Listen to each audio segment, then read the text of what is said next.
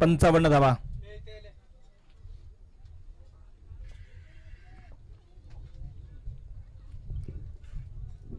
गोलंदाज तयार. पुन्हा धावायचे विवेक. पुन्हा इथं गेअर चेंज केलाय. टॉपचा गेअर ऍक्सिलरेटर वरती ठेवलाय पाय आणि गाडी त्यांची सुसाट वेगाने निघाली आहे. लागोपाठचा दुसरा षटकार 6 धावेसाठी.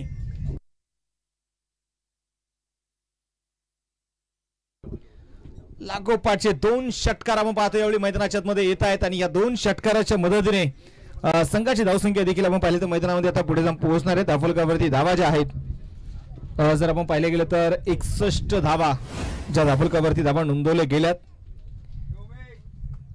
नगरसेवक चषक 2024 शिरवण्याच्या मैदानावरती 24 चेंडूमध्ये 81 धावा बनवणारे नाना आज या देहरोडच्या मैदानावरती आझादी चषकामध्ये देखील आपले रंग उधळताना आपल्याला बघायला मिळत आहेत. लागोपाठचे 2 षटकार त्यांच्या बॅटमधून आलेले आहेत. विवेकवरती आपण पाहतोय प्रचंड मोठे आक्रमण आतापर्यंत बघायचं या स्पर्धेमध्ये. लागोपाठचे 3 षटकार अद्याप कुठल्याही खेळाडूने मात्र खेळलेले नाहीये. 3 विकेट आलेले नाहीयेत. निर्धाव षटक बघायला मिळालं नाहीये आणि यावेळी सर्वांच्या इच्छा मात्र पूर्ण करतील प्रथमेश नाना पवार. लागोपाठचा 3रा षटकार.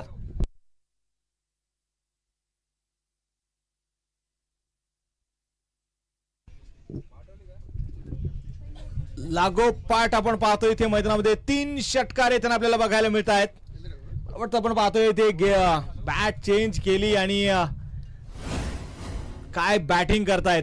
लागोपाठचे 3 षटकार आहेत.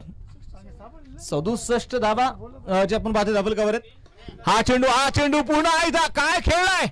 खोदून काढलाय चेंडूला आणि चेंडू इथे आपण पाहतोय सरळ सीमारेषेच्या बाहेर हा षटकार आहे. लागोपाठचा 4था षटकार.